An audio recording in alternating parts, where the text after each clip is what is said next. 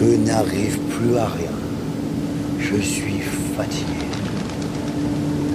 Et, tiens-toi bien, ça y est, j'ai reçu des menaces. À l'hôpital et chez moi. À l'hôpital, un savon avec une toilette, tu sais ce que ça veut dire? Et chez moi, une enveloppe en craft avec un cercueil dedans et remarqué la vigilance ou je sais pas quoi, je l'ai brûlé le truc. Jamais, c'est la première fois. Ça me fait peur. Je te le dis, j'ai peur. J'ai jamais connu ce sentiment. Je sais plus. Tu vois dans quel monde on vit, mon frère? Comment on en est arrivé là? Comment on est arrivé à un monde où on menace un médecin? Il y a des stéthoscopes, il y a des médicaments là-dedans. Il n'y a pas une bombe.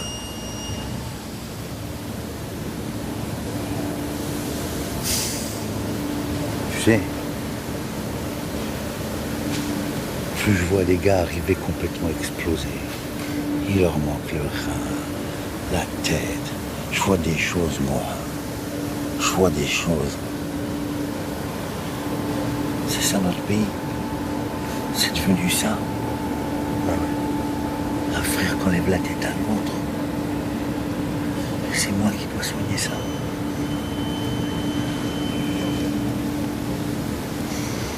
Qu'est-ce que tu vas faire? Continuez. But now we come to a period that I call the battle for identity. Lies my grandma told me. Yeah, superstitious devices. Lies my grandma told me. What? Urban mythological rules. Bubble mice. Yeah. Salut les kids et bienvenue dans En attendant Godard, saison 12, épisode 37. Back in the jungle of the radio. Notre longue et merveilleuse, somptueuse, délicate et raffinée pause musicale est terminée. EAGO est de retour pour parler cinéma, audiovisuel et images animées dans le mouvement du flux. La France éternelle a vaincu le mal et la mort, la culture va reprendre et nous enchanter de sa médiocrité. En attendant Godard se devait d'être là pour pourfendre son ignominieuse crapulerie. Action, critique, directe. Here we go again, kids and motherfuckers.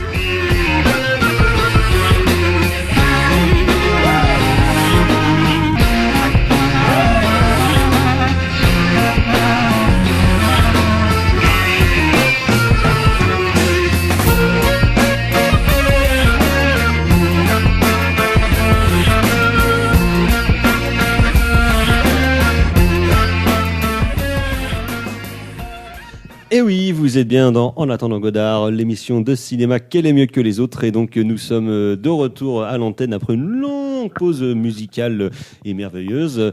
Mais donc nous allons pouvoir reparler de cinéma et d'autres conneries donc qui bougent sur un écran. Et pour parler de ce jeu programme autour de cette table, il y a bien évidemment la fine fleur de la critique du Grand Ouest de retour. Il y a Thibaut. Bonsoir Thibaut. Salut Thomas, salut à tous et heureux de reparler derrière un micro. Et il y a bien évidemment avec nous le docteur Erwan. Bonsoir docteur. Bonsoir tout le monde. Carla n'est pas des nôtres car donc la limite des 100 km pour le moment encore en vigueur la bloque dans le merveilleux sud de la France, dans un genre de no man's land où on ne croise personne mais où il y a des gorges, des vallées merveilleuses, on peut faire des gâteaux. de la rando et beaucoup de gâteaux. Mais donc Carla devrait revenir parmi nous dans pas longtemps à la mise en son de cette émission et il nous accueille chez lui dans sa cuisine. Il y a Gal. Bonsoir Gal. Bonsoir. Merci mon cher de nous accueillir. Car donc comme de vulgaires podcasteurs, nous enregistrons à la maison avec des fils dans tous les sens et chez les gens. Mais nous désespérons pas de pouvoir revenir un jour en plateau quand même, si les conditions sanitaires évidemment le permettent, hein, comme on dit dans le milieu. Mais donc pour l'instant c'est vrai que nous sommes chez Gal, nous sommes quand même très heureux d'avoir pu récupérer du matériel pour reprendre le cours normal de nos opérations. Parce que donc nous avons passé les 2 derniers mois à faire des sélections musicales de qualité qui, j'espère, chers auditeurs et auditrices, vous ont ravi les oreilles et les sens. Donc mêler comme ça musique et cinéma dans un globi-boulga très formel finalement et très réfléchi, mais moi en tout cas j'ai pris beaucoup de plaisir à les faire et j'espère que vous avez pris autant de plaisir à les écouter. Et vous, messieurs, autour de cette table, comment se sont passés ces 2 mois de confinement et de cinéphilie, Thibaut? Oh bah moi, tu sais, avec bébé Zach, même mater un film de 1h15, ça me prend 4 jours. Donc finalement, on s'est concentré, je me suis plutôt concentré sur des courts-métrages et je crois que je n'ai pas dépassé le visionnage d'un film de plus de... Je crois que le film le plus récent date de 1950. Donc voilà, la magie du muet fait que souvent les films sont courts. Et ce Donc, qui voilà. permet de regarder Simon des films. approuve. Oui, voilà, Simon le jeune approuve. Et c'est vrai qu'en plus, les films muets, ça permet de ne pas réveiller bébé. Exactement, c'est tout à fait ça. Bon, bien entendu, après je me suis pas tapé du à Belgance parce que sinon là, j'y serais encore. Vous, mon cher docteur, un confinement plutôt relativement studieux. Oui, studieux, fructueux aussi, et voilà, avec beaucoup de pas mal de films, j'imagine, comme vous, et puis du bon et puis du moins bon, quoi, voilà, des petites redécouvertes et puis des grosses panouilles, voilà, donc. C'est vrai qu'au moins le confinement nous aurait permis d'essayer de rattraper le retard que nous avions sur le visionnage de nos disques durs, mais aussi de les remplir par contre d'une manière incroyable. J'ai jamais autant chopé de films en 2 mois. C'était incroyable, dû notamment à quelques groupes Facebook de partage de films ou bien ce genre de choses où il y avait quelques splendeurs et au bout d'un moment on se dit que ce n'est plus possible quand des gens vous sortent l'intégrale de William Wellman. On se dit que non, définitivement, il faut peut-être lâcher un petit peu la bride parce que là, ça peut être possible. Pareil, moi j'ai découvert, j'ai un peu exploré la base de données de libertaire.net en docu et en fiction. Il y a à chier de trucs. J'ai vu, pareil, vu pas mal de trucs politiques. J'en ai téléchargé pas mal aussi. Et pas mal de docu américains sur le syndicalisme et tout ça. Enfin, vraiment, c'est très très riche. Il y a vraiment à boire et à manger, mais il y a plein de bons trucs. Ouais, moi aussi, j'ai pu rattraper plein de trucs. Notamment, du coup, j'avais le temps de regarder le documentaire de Ken Burns sur la country. Alors moi, j'ai regardé celui sur l'Ouest. Ah ouais, qui est produit par Ken Burns, qui est pas par lui, mais qui est vachement bien. Et Ken Burns, c'est c'est un mec que j'avais découvert moi quand il avait fait ses documentaires sur la guerre, sur la Seconde Guerre mondiale. C'était passé sur Arte il y a une dizaine d'années. Qui sont encore sur le site d'Arte d'ailleurs. C'était passé il y a une dizaine d'années de ça. Et en fait, il en a fait plein sur quasiment tous les conflits. Sur le Vietnam, il y a un an. Il y en a un sur New York, il faut que je regarde aussi, qui a l'air très bien, sur la ville de New York. Et en général, Ken Burns fait de très longs documentaires, souvent qui font 15-16 heures, mais qui sont toujours passionnants, hyper documentés, très précis. Et c'est vrai que sur l'histoire de la country, là, c'est quand même assez merveilleux. Moi, j'ai découvert et redécouvert beaucoup d'artistes et plein de choses, à quel point c'est quand même si c'est devenu vraiment de la grosse soupe, souvent bien dégueulasse, fait par des mecs avec des chapeaux dégueulasses qui n'ont pas de cou, mais quand même, pendant 50 ans, ça a été un vivier incroyable de culture. Non, c'est... Oui, d'ailleurs, si vous voulez voir le documentaire donc, sur la country, au lieu de le voir et de vous taper 15, 16 ou 18 heures, Thomas a fait un live tweet de tous les épisodes. Donc, du coup, en 260 signes, vous pouvez voir un résumé de tous les épisodes. Peu de choses près, mais... Épisode 1, c'est bien. Épisode 2, ça change bien. Un peu dans le détail, mais... Tout ça pour terminer, pour dire que Johnny Cash, c'est vachement bien. Oui, et que comme... pas besoin de 16 heures pour le savoir. Ce fil Twitter avait été fait principalement parce que j'avais bu beaucoup trop de whisky le soir du premier épisode et que je me suis un peu enflammé. C'est ça, exactement. Le whisky sour et puis la country, en général, ça fait un bon mélange. Ça donne envie de danser le quadrille, quoi. Exactement. Donc voilà, de toute façon, là, on attend. Le 22 juin, normalement, les salles de cinéma vont réouvrir. Donc il y aura peut-être des choses qui vont sortir, mais la majorité des films ont été repoussés, en tout cas, soit à 2021, soit à l'automne, pour les plus près, notamment les grosses prods américaines, genre les 007, les Fast and Furious, les machins comme ça qui ont été repoussés. Donc c'est vrai que... Ouais, le Wonder Woman. Ça repousse un peu le calendrier. En même temps, on s'en fout un peu. Globalement, on s'en fout, mais même de manière générale, pour les autres films, on va voir un petit peu à la rentrée quelle sauce on va être manger, parce que, à mon avis, l'été va être quand même un peu mou. De manière générale, c'est un peu mou. Mais là, ça va être encore plus particulier, quoi. Donc, 22 juin, ça va rouvrir. Peut-être que ça va refermer 3 semaines après, mais... Ça ne devrait pas être full de toute façon, parce qu'il n'y aura pas de fête du cinéma de toute façon, je suppose. Oui, donc voilà. Et les sorties vont pas être ouf, quoi. Donc on devrait être assez tranquille dans les cinémas. À mon avis, une place sur 2, ça devrait pouvoir se faire, je pense. En plus, le grand drame pour les amateurs comme nous de cinéma de qualité, il y a notamment au début du confinement le film de Michael Youn en tant que réalisateur, le nouveau film de Michael Youn qui devait sortir, et donc malheureusement il est repoussé en grec. C'est terrible. Une année terrible. Une année terrible, 2020. Annus horribilis. Ah ouais, ça va être. On en reparlera dans 20 ans. Hein. Oui, on en rira. Ah oui, On parlera du confinement comme l'époque des jours heureux. Voilà, c'est où ça. nous pouvions être chez nous en slip à regarder plein de films. Quand on sera en mode Mad Max. Exactement. Oui, non, finalement, l'apocalypse ne ressemblera pas à Mad Max, juste à des mecs qui ne se rasent plus en slip chez eux, quoi. C'est un bon début. C'est moins romantique. C'est un peu moins romantique, c'est beau l'apocalypse. Mais donc, bref, je n'ai pas encore annoncé, mais nous avons quand même traité de quelques films. Nous allons commencer par parler de Terminal Sud, le dernier long métrage de Rabah Hammersheimush, qui était sorti à l'automne en salle en France, mais bien évidemment est reconnu pas à Rennes malheureusement, mais qui est sorti en DVD, vidéo et sur toutes les plateformes possibles et imaginables, où vous savez, les Tipiaquets, donc je trouve que c'est un très beau film, donc nous allons en reparler tout à l'heure. Et une sortie en DVD Blu-ray chez Sidney Calista de Le Bagarreur, aka Hard Times, le premier long métrage de Walter Hill en 1975 avec James Coburn et Charles Bronson.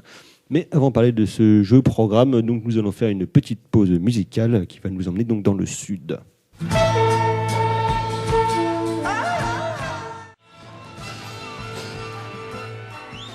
Vous êtes toujours dans En attendant Godard sur Syllab et c'était Les Charlots avec Il était une fois dans le Sud, hein, car on reprend nos bonnes vieilles habitudes musicales de vous faire découvrir les bas-fonds de la musique française, donc avec Les Charlots. Et car donc du Sud, il va en être question bien évidemment dans Terminal Sud, donc de Rabah Hammersheimush, son nouveau long métrage en tant que metteur en scène, donc sorti à l'automne dernier, 4 ans après Histoire de Judas, donc qui est un film historique et en costume, comme son film précédent d'ailleurs en 2011, qui était Les Chants de Mandrin, alors que là il revient à un cinéma plus contemporain avec des problématiques pour le coup, on va dire, vraiment actuelles, comme on dirait sur France Culture. Et donc qui se passe dans un pays que l'on soupçonne est un pays du Maghreb, en tout cas avec beaucoup d'Arabes dedans, puisque donc il y a un médecin interprété par Ramzy Bedia qui avait déjà joué dans les premiers films de Rabah Hammersheimush, notamment Blade Number One, où donc là il joue un médecin qui s'occupe un petit peu de tout le monde. Évidemment c'est la merde, il y a quelques attentats, il y a des flics qui sont pas super cool, et donc lui il va un peu on va dire dériver là-dedans en essayant de survivre entre les terroristes qui font appel à lui pour soigner leur chef qui a été blessé, et évidemment la police qui est pas très très content de le voir a priori fricoter avec des gens pas très fréquentables. Et donc c'est une intrigue ou une histoire assez ténue, mais dans lequel je trouve que Hammersheimush dévoile et déverse une fois de plus sa hargne et sa rage politique, parce que le film est très violent à la fois en termes graphiques sur une scène de torture notamment, et en termes de discours on voit le personnage de Ramzy Bedia qui est totalement désespéré et en prise avec à la fois la violence d'État et en réaction la violence des rebelles, on va dire. Donc, cher docteur, ici autour de cette table aussi, vous avez vu le film de Hammersheimush. Je ne sais pas si tu connais bien le cinéma de pas très bien. J'ai vu ses premiers films, mais j'ai pas vu Les Chants de Mandrin. Qu'est-ce qui se passe, voilà. Blade Number One et puis Dernier Maquis. Je me souviens de l'avoir croisé, mais alors il y a près de 20 ans de ça, au Festival des minorités de Douarnenez. C'est là que j'avais vu justement Wesh Wesh. Et je me souviens qu'il était venu, alors il était tout jeune à l'époque, hein, et il était venu causer de son film. Voilà, c'était, je me souviens, assez intéressant. Sur Terminal Sud, c'est vraiment regrettable que le film n'ait pas été diffusé dans les salles à Rennes, parce que c'est déjà d'une part, je trouve que c'est un assez beau film, une très belle photo, avec beaucoup de travail sur la sous-exposition des lumières, enfin beaucoup de clair-obscur, beaucoup de c'est près des corps et tout. Enfin, je trouve qu'il y a vraiment une qualité esthétique, tout à fait certaine. Alors après, c'est vrai que moi, j'avoue que le parti pris du film m'a un peu surpris au départ, c'est-à-dire que je me suis demandé en fait pendant le film, mais je connais pas bien l'histoire du scénario, je me suis demandé pendant le film si il n'avait pas prévu au départ de faire un film en costume. C'est-à-dire un film parce que ça ressemble à un film qui pourrait se passer en Algérie pendant la guerre. Toute l'histoire et tout, enfin voilà, en plus je trouve que le film va un peu sur les traces de l'aveu de Costa Gavras, sur cette idée de ce que la dictature fait au corps et à l'esprit. Comment est-ce que sur une personne individuelle, comment est-ce que c'est pas tellement les événements politiques qui intéressent le film, mais c'est plutôt comment est-ce que le climat en fait de dictature va peser sur la psychologie d'un personnage et finir par peser finalement sur son physique. Mais je pense effectivement qu'il aurait peut-être préféré faire un film plus historique, on va dire, parce que ces 2 derniers longs métrages étaient comme ça, mais en termes de production, lui, il travaille toujours dans des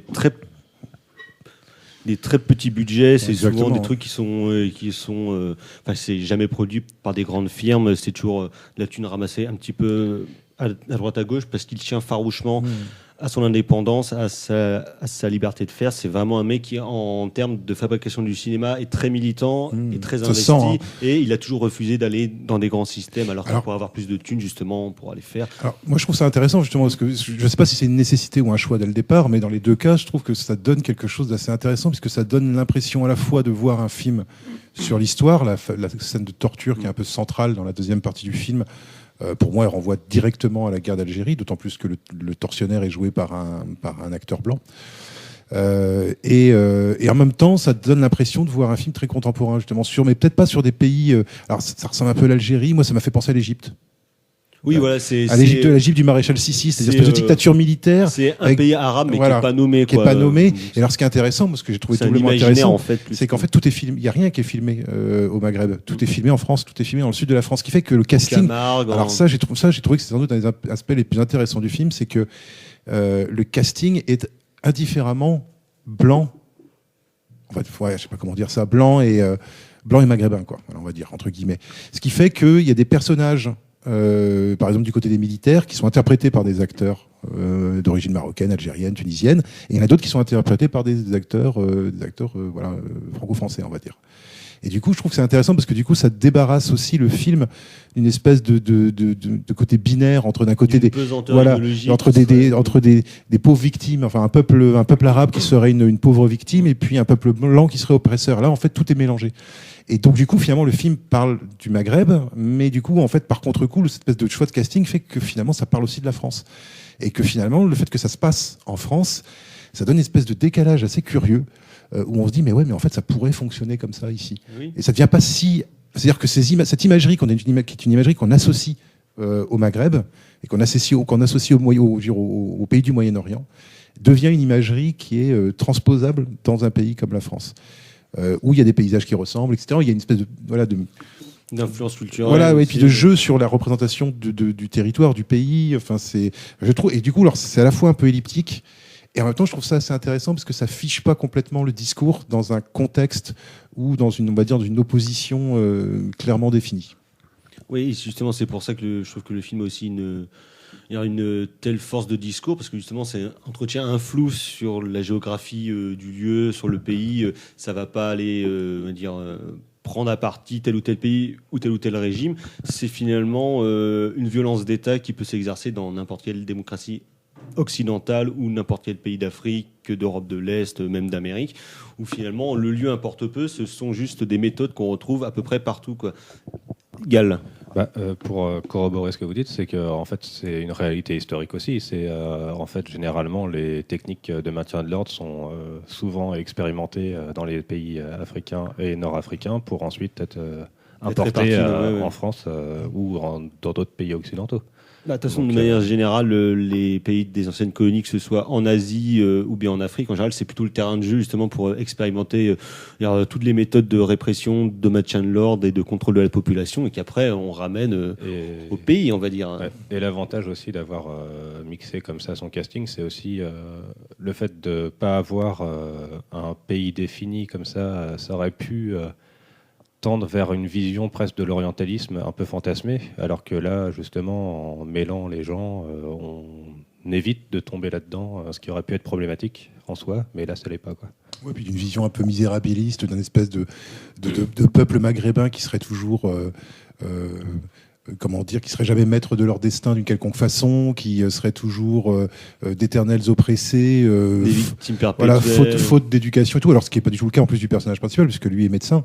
Donc en plus il fait partie de la catégorie, on va dire, la plus, peut-être pas aisée au niveau social, mais de la partie la plus éduquée de la population. La caste bien vue, voilà. En plus, a priori.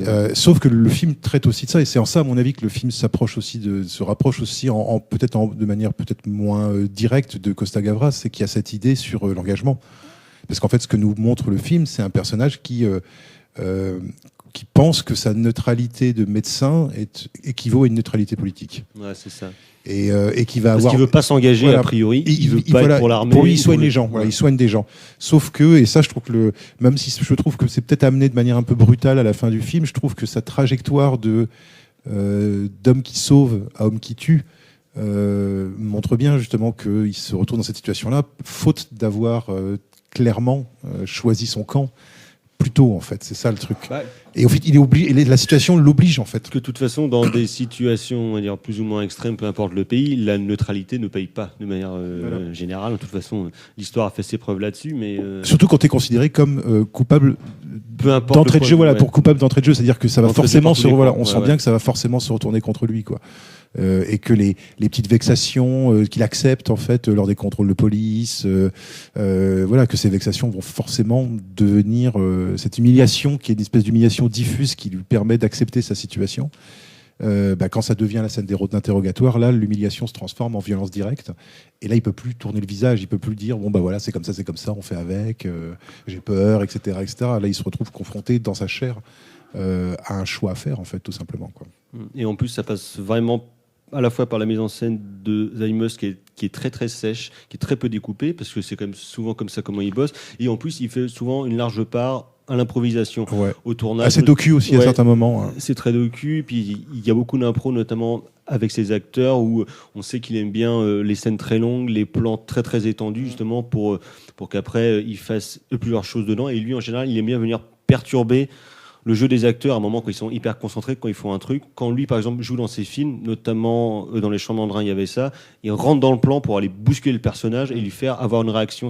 Il aime beaucoup jouer sur la brutalité de la réaction de ses acteurs. Donc je pense pour ça, par exemple, que ce soit dans des scènes de médecine où il soigne le chef rebelle, ou bien dans la scène de torture, on sent justement que le perso de Bédia et Bédia lui-même, il est poussé dans des retranchements, puis dans des réactions très très vive et très épileptique, justement, et ce qui du coup fonctionne hyper bien. C'est une torture aussi qui est faite qui est en plan séquence, plus, donc qui est quand même assez assez éprouvante à regarder.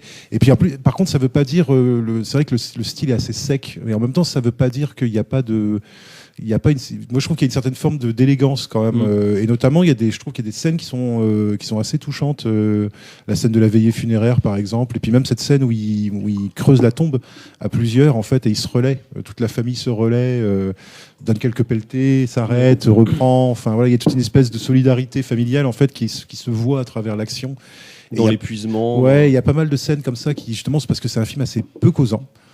Ce qui est plutôt bien aussi, moi je trouve, parce que ça laisse de la place à faire passer des choses par la mise en scène, et je trouve qu'il y a des trucs d'éclairage, des scènes dans l'intérieur, enfin il y a vraiment la scène d'opération justement, enfin il y a vraiment des trucs, il y a des trucs, vraiment des scènes assez intéressantes, assez intenses, quoi, finalement, sans être à la Keshish, quoi, c'est-à-dire dans une espèce de plus quoi, de pathos, ou bien d'excès, voilà, ou d'hystérie, ou d'hystérisation. Ça reste, c'est pas du tout un film hystéro, quoi. Par contre, c'est un film qui est tendu, quoi. Ouais, c'est très tendu, c'est vraiment très très noir, effectivement.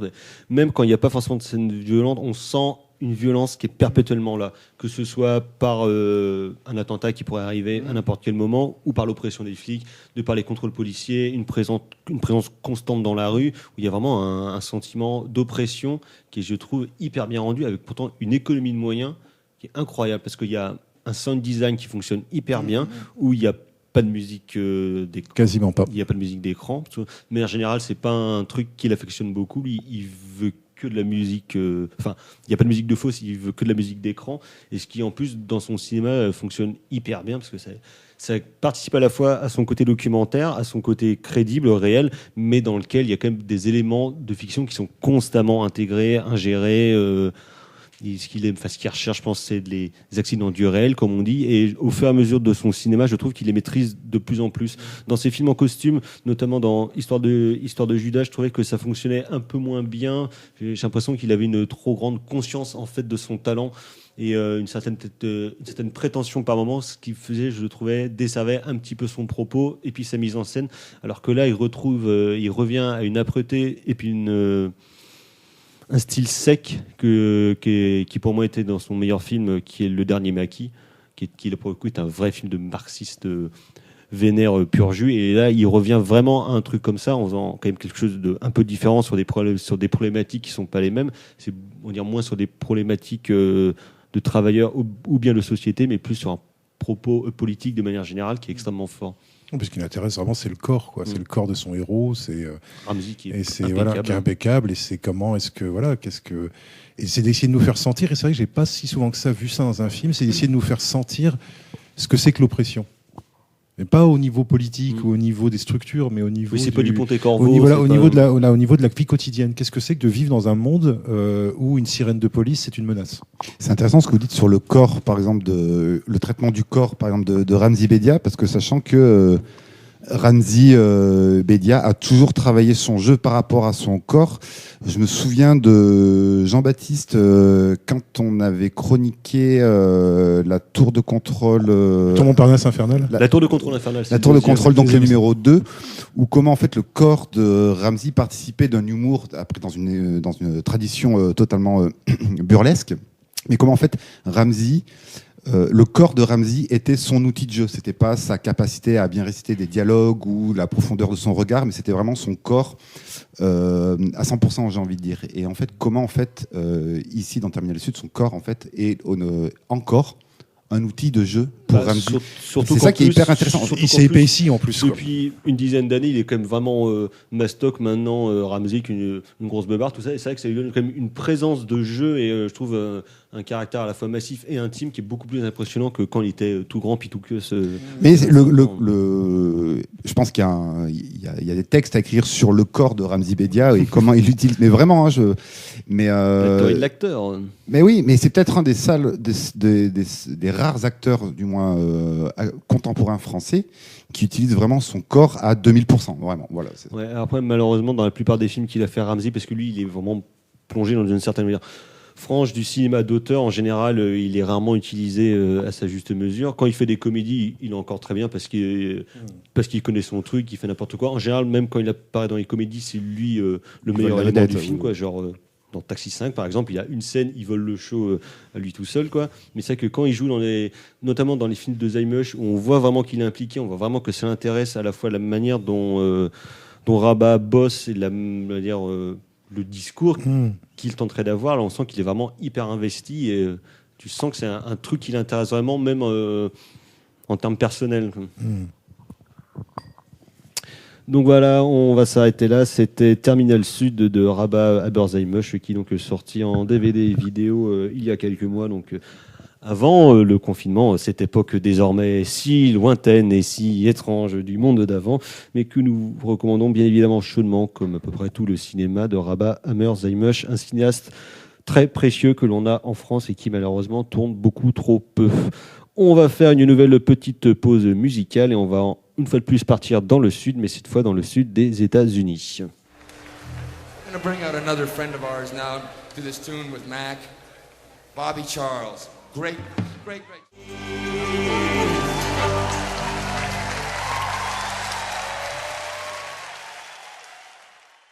Vous êtes toujours dans En attendant Godard sur Syllab et c'était The Band avec Bobby Charles, Down South New Orleans.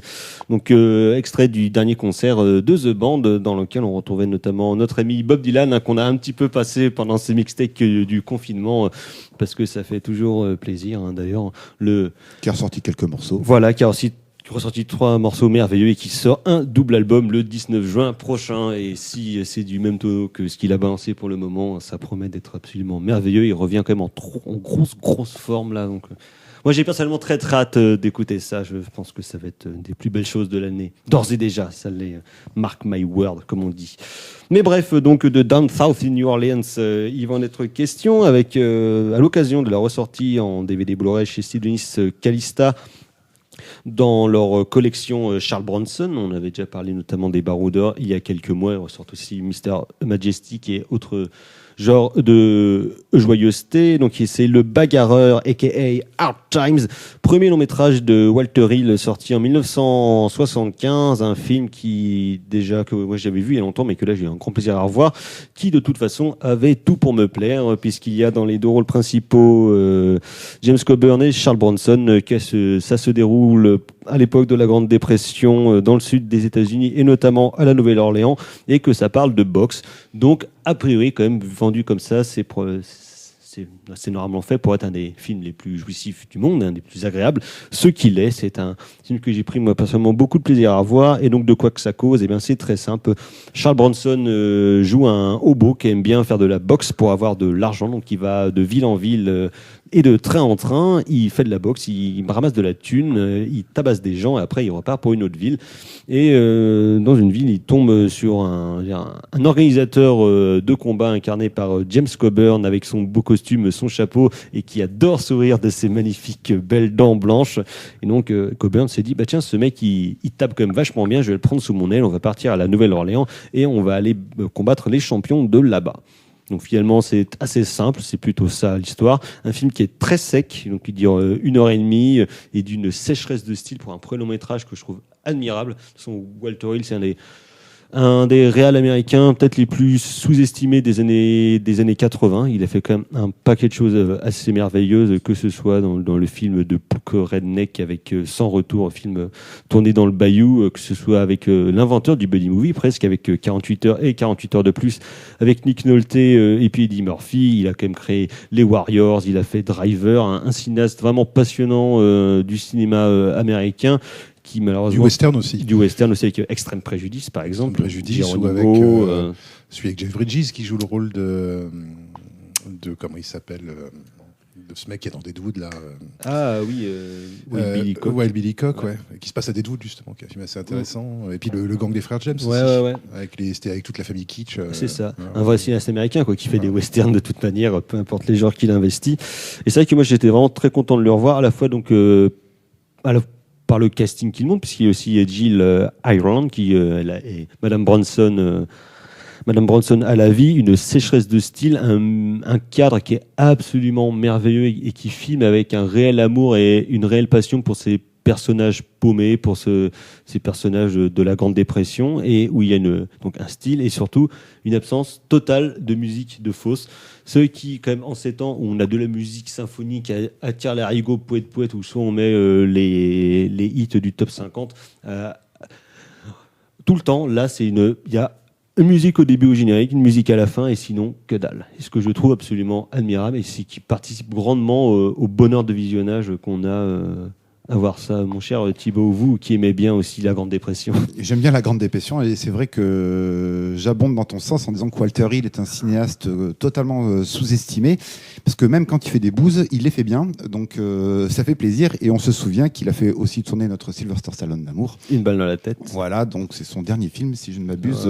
Avant-dernier film. Il a sorti un autre après qui n'est pas sorti en France. Voilà, en tant que réalisateur. Et ce qui est admirable avec ce bagarreur, c'est que on sent déjà le style Walter Hill se mettre en place, style qui va par la suite multiplié par 5 milliards avec Driver, donc un film également d'une sécheresse et presque d'une vacuité sur la condition humaine qui est assez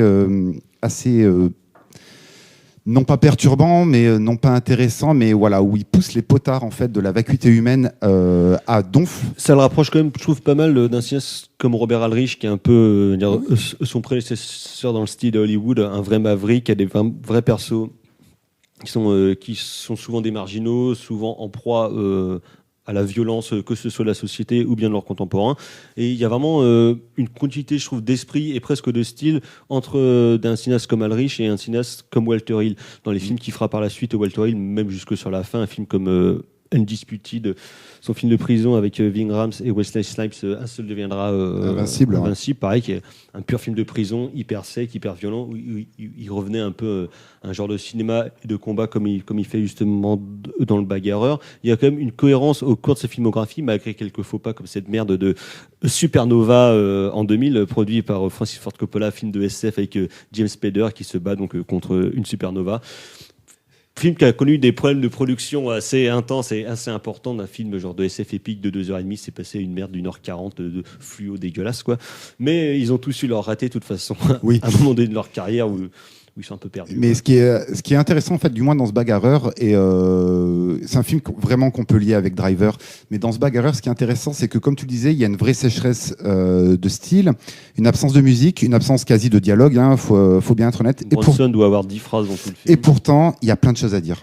Sur ce film, il y a plein de choses à dire sur le choix du casting, il y a plein de choses à dire sur cette arrivée de train, en fait, ce personnage du passé, donc joué par le Charles Bronson, qui avait quand même 50 balais dans le film, hein. Qui est gaulé comme pas possible, et voilà, et qui a joué aussi dans du western. Et en fait, ce film-là rejoue en fait la mythologie du combat de du combat de western, et le choix de Bronson est hyper intéressant parce que Bronson a joué dans du western. Ça aurait pu être un Clint Eastwood de 55 ans, ça aurait été exactement la même chose, ou un John Wayne de 55 ans, ou un Gary Cooper peut-être pas Gary Cooper, non, Clint Eastwood, ou John Wayne de 55 ans, et ça aurait été la même chose. Et cette arrivée en train est hyper intéressante parce que ça m'a fait penser à un autre film qui date à peu près de la même période, c'est Willy Boy de Abraham Polanski, où en fait c'est le passé américain qui revient, alors même si le film se déroule durant la Grande Dépression, ça reste quand même un film des années 70, et c'est le passé américain qui revient dans les années 70 et qui va nous parler de l'Amérique des années 70. Et ici, en fait, c'est ce personnage, c'est la mythologie Charles Bronsonienne, on va dire, qui revient dans les années 70, c'est-à-dire un acteur de western qui a fait des combats de western et qui revient pour tataner la gueule pour une seule raison, en fait, c'est la thune. Et c'est en ça que c'est un grand film des années 70, parce qu'en fait, il n'y a plus aucune mythologie qui se passe dans le bagarreur. On est là que pour faire de la thune. Et ça, ça montre en gros la perte des idéaux américains. Je ne vais pas faire mon Jean-Baptiste Toré, mais bon, on en a. Le film participe un petit peu de ce grand courant. C'est pas trop un courant, mais de ce grand contexte du cinéma américain des années 70. Et en fait, la figure du train qui revient de la profondeur de champ et qui se ramène en premier plan avec un putain de cinémascope de malade mental. Et voilà, et c'est comme chez Abraham Polanski dans Willy Boy, c'est le passé américain qui revient pour nous tataner la gueule des années 70 et pour nous parler de ce que c'est l'Amérique des années 70. Et cette figure du train, elle est absolument magistrale. Et voilà, en 10 plans, tout est dit. Et après, Bronson va aller s'immiscer dans ces combats de boxe. Et où est-ce qu'on va aller ? On va aller dans des lieux ouvriers. Et qu'est-ce que c'est la condition ouvrière dans les années 70 ? C'est la merde. Donc, dans la Grande Dépression, mais relu au contexte de l'Amérique des années 70, qu'est-ce que c'est ? C'est la merde. Et qu'est-ce qu'il va falloir faire ? Et ben, pour se faire de la thune, on peut faire qu'une seule chose, et ben, c'est se tataner la gueule. Parce qu'en fait, il n'y a plus aucune perspective.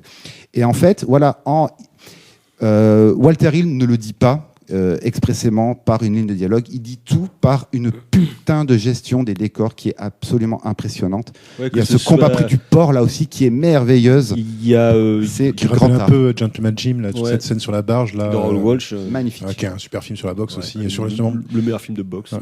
Moi ce qui m'a, alors moi j'ai pas ressenti le film peut-être de manière aussi pessimiste dans la mesure où pour moi justement il y a cette idée quand même. Alors je suis tout à fait d'accord avec toi sur l'idée du passé qui fait retour, de ce que véhicule avec lui Bronson et puis même Coburn d'une certaine manière. Oui. Et puis le fait que les personnages n'ont quasiment que des relations d'ordre pécunier.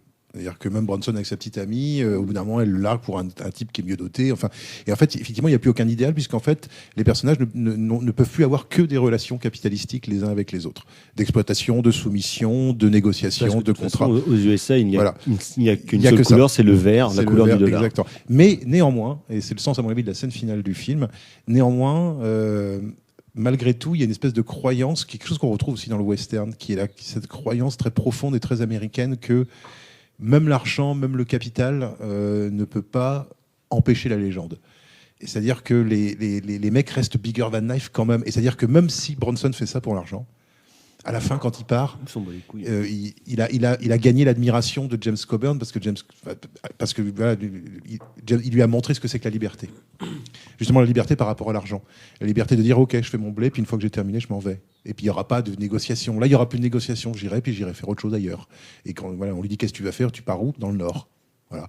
Et on n'a aucune idée de ce que va devenir sa vie par la suite. Mais par contre, on sait qu'il a par rapport à tous les autres personnages du film, il a cette liberté de dire merde quand ça lui chante. Et je trouve que là, je trouve qu'il y a finalement une certaine forme d'optimisme dans l'idée que l'histoire fait retour, mais la légende fait retour en même temps que l'histoire. Et que finalement, à la fin, même si on constate la disparition totale des idéaux qui ont de liberté ou de choses comme ça qui ont fondé l'Amérique, la dimension légendaire persiste. Moi, j'ai trouvé ça assez. Mais que pour Bronson, parce que tout le reste, tous ces personnages en fait qui vont petit à petit devenir hors champ et qui vont être vraiment expulsés de l'histoire, eux, ils vont rester dans ce moment-là. Et qui sont pas des salauds. Hein. Non, il n'y a pas de salauds, il n'y a pas de. Et même s'il n'y a que l'histoire de pognon, il n'y a pas des vilains méchants puis des pauvres victimes. Non, c'est pas manichéen, c'est un film globalement gris, mais tous ces gens ou tous ces personnages qui vont petit à petit en fait passer en hors champ, en fait, eux, qu'est-ce qui reste, eux, dans ce présent-là ? Finalement, il reste pas grand-chose. Et voilà, et il se balade dans une. Alors, Walter Hill, comme tu le disais Thomas, adore filmer le Sud. Il le fera magnifiquement dans son retour, qui, à mon sens, pour moi, son plus grand film. Southern Comfort. Mais voilà, il gère. En même temps, il gère son cinémascope de manière admirable. De toute façon, rien que pour l'arrivée du train, le cinémascope est fondamentalement, voire théoriquement valable. Et ensuite, la gestion de cette Nouvelle-Orléans, ces chambres totalement miteuses, dégueulasses. Oui, ça va, bon. Bronson arrive dans la chambre, oui, ça va, mais en fait, c'est dégueulasse, ça pue, c'est miteux. Et voilà, tu sens la décrépitude de partout. Tu sens les usines sont mais dégueulasses. Il n'y a pas de fatalisme, mais tu sens. Et en fait, il y a un constat. Peut-être une approche limite. Alors, quasi documentaire. Voilà, ça serait peut-être un gros mot. Voilà, naturaliste, exactement. Où au détour d'une séquence avec ces pêcheurs d'huîtres, par exemple, la scène où ils vident les huîtres, voilà, qui sont hyper intéressantes. Bien, ouais. Mais voilà, on va aller dans différents lieux en fait de la classe ouvrière pour montrer comment ça marche. Et en fait, ça marche, ça survit en fait. Voilà, ça ne vit pas, ça survit. C'est comme le truc de beaucoup de cinéastes ricains, c'est de filmer des mecs au travail, enfin des mecs qui bossent, pas forcément des prolos d'ailleurs, mais de les filmer toujours comme un monde des professionnels. De les filmer toujours comme un monde parallèle. Ça, j'ai trouvé ça assez intéressant aussi. C'est que même s'il y a les bourgeois, tout ça, mais finalement. C'est des anciens pauvres qui sont devenus riches en fait. C'est-à-dire qu'il n'y a pas la vraie bourgeoisie du Sud en fait. On la voit pas vraiment la bourgeoisie, la vraie aristocratie, l'aristocratie coloniale et tout ça. Je veux dire l'aristocratie esclavagiste et tout, on la voit pas tant que ça. Et surtout le truc c'est que moi le film m'a vachement fait penser à The Warriors quoi. Je veux dire aux guerriers de la nuit. C'est-à-dire l'idée que la ville est un espace qui le jour appartient aux gens bien et qui quand la nuit tombe devient un monde parallèle. Devient un monde parallèle et se transforme visuellement pour s'accorder à cette idée de monde parallèle où seuls les prolétaires vivent. Parce que dans The Warrior, c'est ça qu'on voit aussi. Ce qu'on voit dans The Warrior, on voit que des pauvres. On est dans un New York où il n'y a que des pauvres. Parce que c'est la nuit et que c'est le moment où ils sortent. Quoi. Voilà, c'est le moment où on les cache. Voilà, où ça devient leur espace. Et je trouve que là, il y a un rapport à cette espèce de ville double comme ça qu'on voit, qui quand on la voit de jour est toujours perpétuellement vide. Enfin, je sais pas. Les cadres sont très vides dans ce film-là et cette espèce d'idée puis on sent que tu vois. Et moi, j'adore ça, cette manière par la mise en scène de nous faire sentir que c'est la Grande Dépression. Il n'y a pas de discours sur la Grande Dépression. On ne sait pas en quelle année ça se passe. Par contre, tu vois cette espèce d'immense usine complètement vide. Et tu dis, bah ouais, non, mais il y a plus de boulot. Parce que ces espèces de temples qui sont des espèces de basiliques qui sont avec des machines immenses, avec des machins, avec des tuyaux et des trucs. Et en fait, de les présenter de nuit avec juste des combats clandestins, ça nous dit tout sur à quoi elles ressemblent aussi de jour, en fait, sans avoir à nous les montrer de jour. C'est quoi un lieu vide, les rues sont vides, la ville est confinée. C'est quoi un lieu de production, en fait? Qu'est-ce que est devenu le lieu de production? En fait, c'est devenu un lieu, donc, du coup, où on fait des combats clandestins. Et en fait, la fatalité, moi, je la retrouvais dans pour les scènes de baston, notamment dans cette scène de la cage où en fait il y a des vues initiales. Alors Walter Hill ne s'embarrasse pas des masses pour les scènes de baston. Il reste du coup très sec et en même temps suffisamment élégant pour qu'on suive les combats. Elles sont bien découpées. Avec beaucoup de plaisir parce que voilà, pas une caméra à l'épaule omniprésente. Il s'est alterné plan serré, plan large. Et dans ce combat dans la cage, on va l'appeler comme ça, il y a des vues initiales. Il y en a 3 ou 4. Ouais, parce que c'est le point de vue de la foule qui est c'est le point de vue de la foule, mais en même temps, c'est aussi le point de vue d'une destinée, ou du moins d'une oppression de vie qui est perpétuellement présente. Et ce combat-là aurait pu être finalement le combat final. Alors, ça n'est pas le combat final, on va pas non plus spoiler tout le film, mais ce point de vue-là, en fait, m'a fait tiquer, m'a dit, mais déjà, il permet de proposer une image graphique, parce qu'en plus, il y a des grillages, il y a la foule et tout. Donc, graphiquement, c'est hyper beau. Et en même temps, il y avait ce sentiment de fatalité qui arrivait. Et même si, je suis d'accord avec toi sur la légende, on ne tue pas non plus une légende, mais il y a quand même ce poids, en fait, de l'histoire qui s'abat sur ce personnage ou sur ces personnages et même sur les spectateurs d'ailleurs qui sont obligés de vendre leur corps pour vivre parce que c'est ça en fait ce que fait Bronson. C'est une prostituée.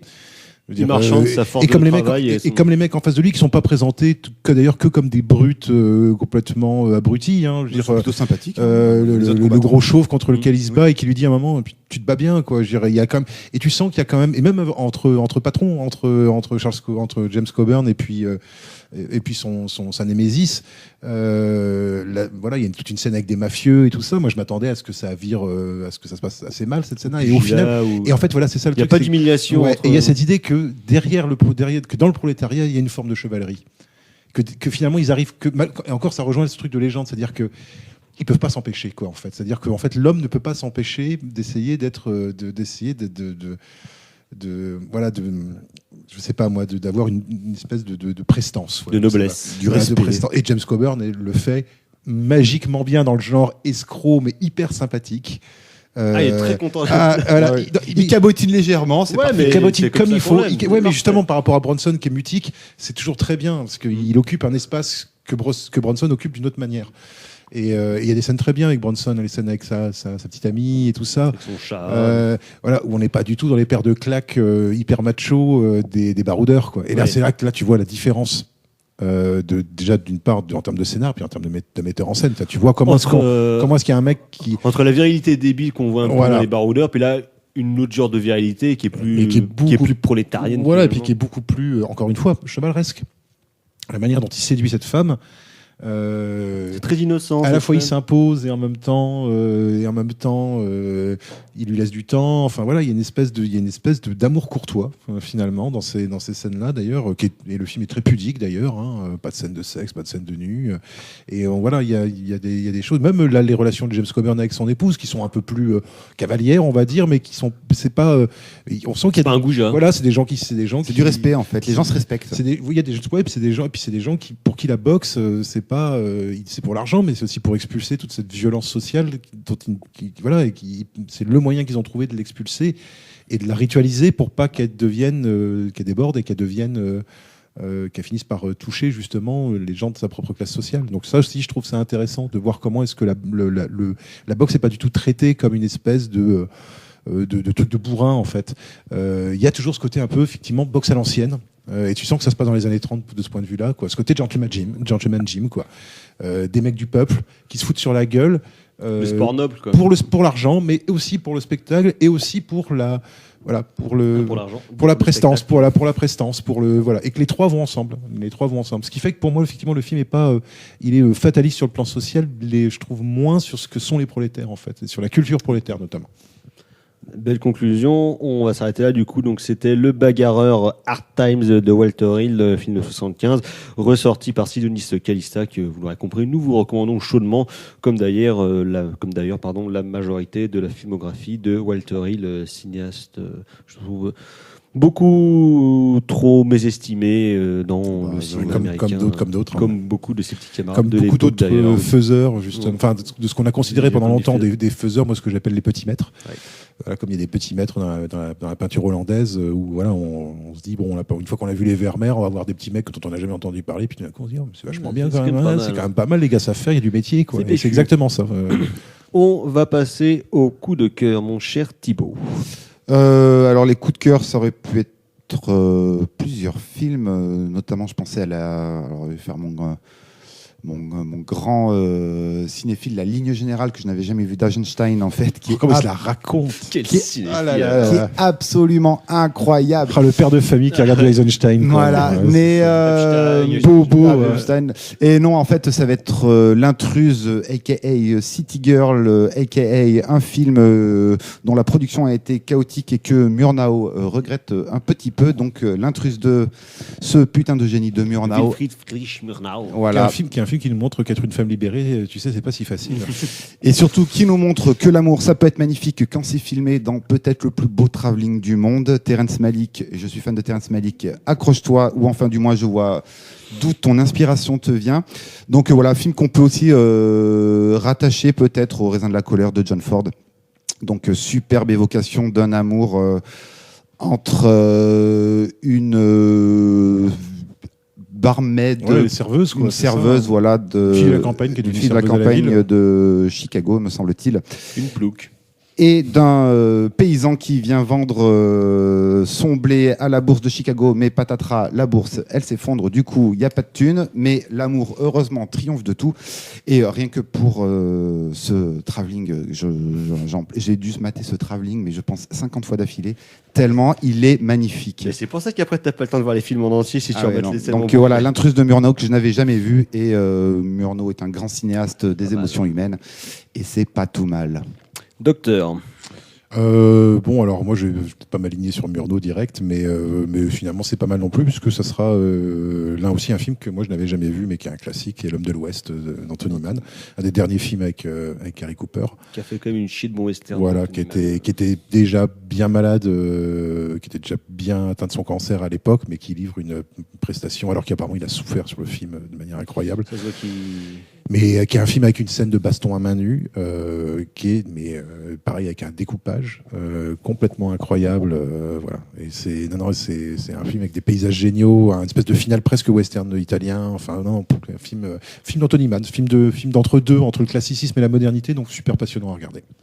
Alors non, un peu dans le même genre d'ailleurs, parce que j'ai revu pas mal de Peckinpah pendant le confinement, donc ce sera Apportez-moi la tête de Alfredo Garcia, qui est pas mon préféré, mais qui est quand même peut-être son plus beau film, je trouve, où il y a notamment toute la philosophie de Peckinpah qui a résumé en une phrase « Nobody loses all the time ». Voilà, on ne perd pas à chaque fois, c'est magnifique. Et dans un tout autre style, pour le coup, c'est la saison 3 de Baron Noir.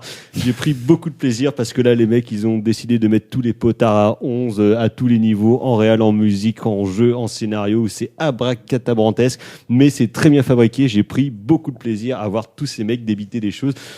Ils ne savent même pas ce qu'ils disent. Tu vois clairement que Canberra de parler de Jaurès, Blum ou de la gauche, c'est visuellement une notion qui lui échappe totalement, mais il le sort avec un bonheur. On a l'impression qu'il est défoncé tout le temps. C'est beaucoup de plaisir à voir. En tout cas, c'est très bien fabriqué et ça fait vraiment très plaisir de voir ça dans une prod française. Gal. Alors moi, ça va être un premier film d'un petit protégé d'Alexandre Sokourov. C'est Alexandre Zolotoukhin et c'est une jeunesse russe. Un film totalement sensoriel, on va dire, qui fonctionne sur un principe simple. En gros, on suit en montage alterné un jeune pendant la Première Guerre mondiale en Russie et en même temps, on suit des répétitions d'un orchestre de jeunes du même âge que lui à peu près. Et donc, le jeune qui fait la guerre va peu à peu perdre tous ses sens pendant le film. Donc avec deux régimes d'image, quand même bien dire Erwan. Dans le dispositif. Donc de la vieille caméra pellicule pour la guerre et de la bonne HD pour le temps de maintenant. Une proposition. Une proposition de cinéma, comme on dit. Une proposition curieuse. Oui, exactement. Et atypique. Mais pas dénuée d'intérêt. Merci mon cher, merci à vous messieurs, merci Gal encore de nous avoir accueillis dans votre cuisine et pour merci. le café et la citronnelle que vous nous avez offert, c'était beaucoup de bonheur et de cigarettes. On se retrouve donc la semaine prochaine soit en studio, soit en reconfinement, ça dépendra on va dire de la situation sanitaire dans le pays, mais bon, comme a dit notre Premier ministre, tout va bien finalement, donc voilà, la vie pourra prendre son cours et surtout n'oubliez pas d'aller dépenser et nous reparlerons de quelques sorties notamment de films asiatiques que nous avons eu par Spectrum Film. Merci messieurs, merci Gal. Prochaine émission, prochaine édition. Et ciao, bonsoir. Salut.